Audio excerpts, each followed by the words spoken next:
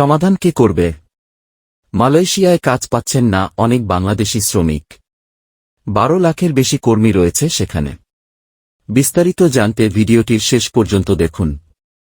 চাহিদার বেশি শ্রমিক মালয়েশিয়া যাওয়ায় অনেক বাংলাদেশি শ্রমিক কাজ পাচ্ছেন না।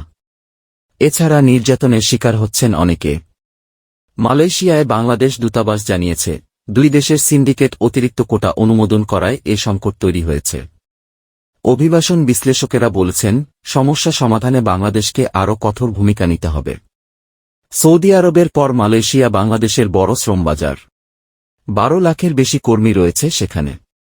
কিন্তু নানা অভিযোগে 2018 সালে বাংলাদেশ থেকে কর্মী নেওয়া স্থগিত করে মালয়েশিয়া।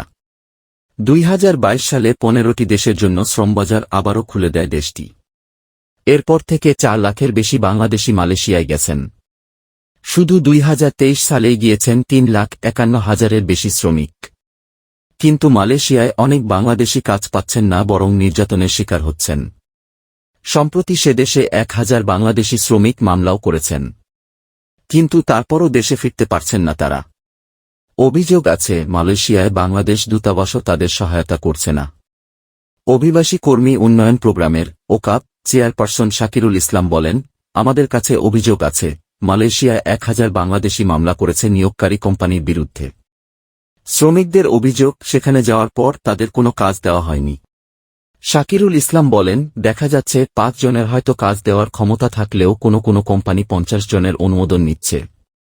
এরপর 50 জনকে তারা সে দেশে নিয়ে যাচ্ছে।